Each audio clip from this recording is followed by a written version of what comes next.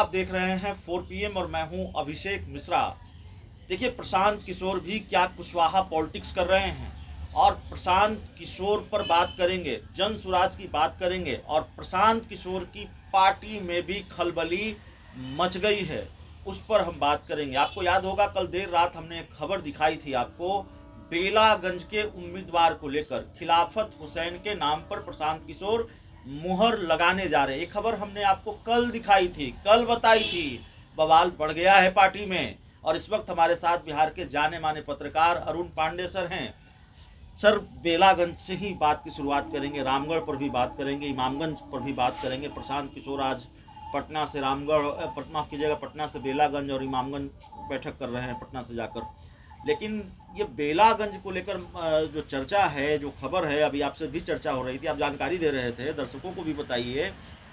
बेलागंज के उम्मीदवार को लेकर पार्टी में बहुत खलबली शुरू हो गई है, बड़ा विवाद शुरू हो गया है। नहीं, देखिए, उसको मैं विवाद इस रूप में नहीं करता हूँ। जी सीट कोई एक हो और उम्मीदवार कई हो तो ऐसे ही परेशानी होती है। आप ये कह सकते हैं कि प्रशांत किशोर इस चुनाव में पहली बार चुनावी जंग में कूद रहे हैं और बड़ा लक्ष्य है कि भाई सत्तारूढ़ दल एनडीए है उसको समाप्त करना है, न सिर्फ इसी चुनाव से। 2025 का जो नवंबर का चुनाव होगा उसमें तो प्रशांत किशोर ने ठानी है कि नीतीश कुमार को सत्ता से बाहर करना है। और दूसरी ओर जहाँ विपक्ष है, महागठबंधन जिसके नेता तेजस्वी यादव हैं, उनको सत्ता में नहीं आने देना है। खुद सत्ता में आने का लक्ष्य है, दावा है और सभी 243 सीट के लिए प्रशांत किशोर चुनाव लड़ने वाले हैं। ये अभी जो 4 सीट का उपचुनाव हो रहा है, प्रशांत किशोर ने इस चुनाव को ये अपने लिए एक बड़ी चुनौती मान रखी। आपने जिन 4 सीटों की बात की उसमें बेलागंज की ही पहले मैं चर्चा करूँ। एक सीट के लिए तो उनकी घोषणा हो गई, सेना के उपाध्यक्ष रहे lieutenant general Shri Krishna Singh Tarari seat से वहाँ कैंडिडेट होंगे, ये घोषणा कर दी प्रशांत किशोर ने। अब एक सवाल चुनौती भी दी कि किसी भी दल का ये कोई बताए कि जो हमारे कैंडिडेट हैं उससे कौन योग्य है, किसकी छवि ऐसी है, ये उन्होंने ललकारा भी है। वो ये दिखाना चाहते हैं कि हम बिहार की तस्वीर बदलना चाहते हैं। बिहार के बारे में एक जो परसेप्शन हो गया है कि बिहार आज जिस हाल में है ये सुधर नहीं सकता है, इसकी छवि नहीं सुधर सकती है, ये विकसित नहीं बनाया जा सकता है, इसको वो झुठलाना चाहते हैं। और इसी मद्देनज़र उन्होंने लेफ्टिनेंट जनरल SK सिंह को तरारी से कैंडिडेट घोषित किया। अब बेलागंज के आज दौरे पर हैं, वो इमामगंज भी उनकी टीम गई हुई है। मेरी जानकारी जो है वो ये है, जो रात में आपने खबर चलाई कि इसी पटना के मिर्जा गालिब कॉलेज के लेक्चरर हैं खिलाफत हुसैन, वो उनके संभावित कैंडिडेट हो। जब घोषणा नहीं हुई है तो एक तरह से आपने स्कूप दिया कि वो उनके कैंडिडेट होने जा रहे हैं। लेकिन मेरी सूचना ये है कि जो प्रशांत किशोर ने हर क्षेत्र के लिए कैंडिडेट के सिलेक्शन का जो एक तरीका अपनाया है, उसमें कि हर कंस्टिट्यूंसी में वो 5 उनके कैंडिडेट प्रोजेक्ट करते हैं और अपने ही लोगों में वोटिंग कराते हैं। वो वोटिंग का मतलब है कि उनके लोग जो ग्राउंड लेवल तक काम कर रहे हैं उनका क्या फीडबैक है। तो उसमें जो बेलागंज की सीट के लिए बात आई, उसमें जो लोकल फीडबैक था कि उसमें खिलाफत हुसैन से की तुलना में कोई दूसरा मोहम्मद अमजद का नाम आया है। वो जदयू के बैकग्राउंड के हैं, उनका नाम आया है कि नहीं वो ज़्यादा वहाँ कारगर होंगे। सुरेंद्र यादव बाहुबली हैं, वो उनकी सीट रही है, बहुत स्ट्रॉन्ग सीट रही है।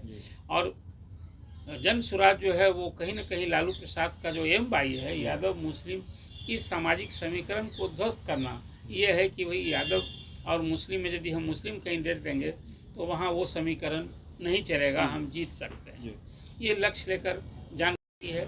आप मनोरमा देवी हो सकती है, आपके लिए शुभकामना होगी कि वे जो आपने स्कूप दिया है वही कैंडिडेट हो जाए। लेकिन मुझे लगता है कि अभी उस पर द्वंद्व है। अब कल प्रेस कॉन्फ्रेंस होने वाला है और उस प्रेस कॉन्फ्रेंस देखिए, जो आपने 2 दिन पहले घोषणा की, मेहनत की हो आपने, आपके भी जो सोर्स होंगे जानकारी दी और आपने अनाउंस कर दिया कि भाई बेलागंज से खिलाफत हुसैन कैंडिडेट होने जा रहे हैं जन सुराज के। लेकिन अब वो कल घोषणा हुई, कल प्रेस कॉन्फ्रेंस है बोधगया में। बेलागंज और इमामगंज सीट के लिए वहीं प्रशांत किशोर अभी दौरे में हैं और वहाँ से आज वो वहाँ बेलागंज में अल्पसंख्यकों के साथ बैठक कर रहे हैं। और उसमें वे फीडबैक नहीं, लेंगे आपने कि सर आपने जानकारी दी, लेकिन आपने जिक्र कर दिया कि यादव उम्मीदवार हो सकता है, जेडीयू भी यादव उम्मीदवार पर दाव लगाएगी। इसीलिए ये सवाल थोड़ा आपसे है कि मनोरमा देवी कैंडिडेट हो सकती हैं जेडीयू की तरफ से। देखिए, अभी जदयू में नीतीश कुमार क्या करेंगे। पहले तो चर्चा थी कि मनोरमा देवी के सुपुत्र हैं, उनको कैंडिडेट नहीं, लेकिन हाल में अभी एनआईए की एक जी रेड हुई वहाँ, उनके यहाँ 4 करोड़ से अधिक नगद मिले थे और अभी वो केस अंडर इन्वेस्टिगेशन है ना। तो यदि इस सब कुछ फीडबैक के कारण फिर आपने देखा कि मनोरमा देवी के यहाँ ही से वो शिकायत मिली और एएनआई का डीएसपी घूस लेते पकड़ा गया है। तो एक थोड़ा वो एक स्थिति मुझे लगता है कि कंट्रोवर्सी से बचने के लिए शायद नीतीश कुमार को दूसरा कैंडिडेट की बात कर, लेकिन यादव उम्मीदवार पर ही दाव लगा अभी चर्चा यही है जी। लेकिन हाँ। लेकिन कुशवाहा पॉलिटिक्स, प्रशांत किशोर भी कुशवाहा पॉलिटिक्स लोकसभा चुनाव के दौरान से खूब होती रही है।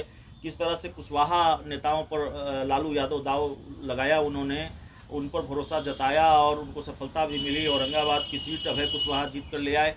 प्रशांत किशोर भी क्या कुशवाहा उम्मीदवार पर दाव लगाने जा रहे हैं? रामगढ़ में कुशवाहा उम्मीदवार को उतारेंगे। देखिए, प्रशांत किशोर ने तो कहा है कि देखिए हम जात की नहीं राजनीति हम करेंगे, काबिलियत जी।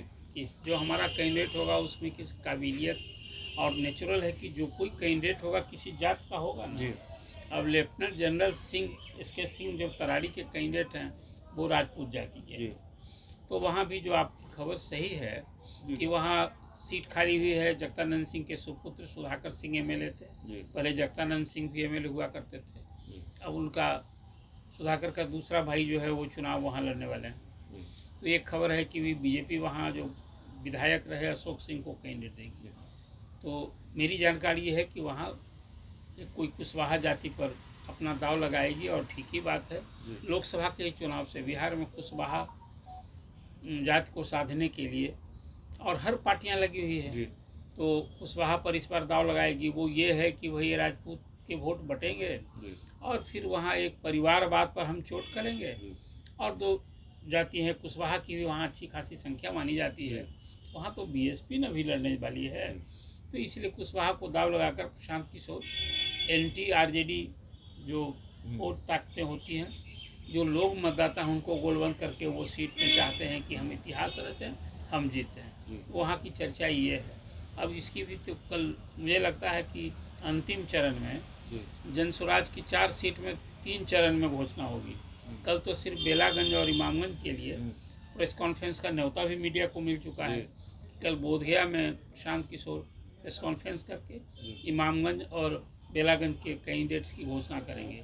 इमामगंज की सीट खाली हुई है जीतनराम मांझी जो केंद्रीय मंत्री हैं उनके इस्तीफे से, और वहाँ उनके परिवार की उनकी पुत्र बहू के चुनाव लड़ने की चर्चा है। जो भी मंत्री हैं संतोष सुमन उनकी पत्नी का, वहाँ जो चर्चा थी कि वही वो वहाँ मुसहर बहुल है, वहाँ 60,000 से अधिक मुस्लिम वोटर्स हैं। तो वहाँ कोई गैर मुसहर जाति को कैंडिडेट बनावे। वहाँ राजद से अभी तक तो जो संभावित उम्मीदवार हैं उदय नारायण चौधरी हैं जो 2 बार यहाँ स्पीकर रह चुके हैं, राजद के वरिष्ठ नेता हैं, उनकी चर्चा है। तो प्रशांत किशोर वहाँ किसी गैर मल्ला ये मुसहर और गैर जो उदय नारायण चौधरी की जाति है उससे अलग कोई पासवान जाति पर वो वहाँ दाव लगाएंगे। तो ये भी चर्चा है और कुल मिला जुला करके ये देखना है कि कल किन 2 कैंडिडेट की घोषणा होती है। जो एक आपने स्कूप किया है वो सही होता है कि सही में अंतिम क्षण में कोई बदलाव हो। प्रशांत किशोर की तर्कस का दूसरा और तीसरा तीर कौन होता है। तो इस पूरी चर्चा में इतना ही। बहुत बहुत धन्यवाद।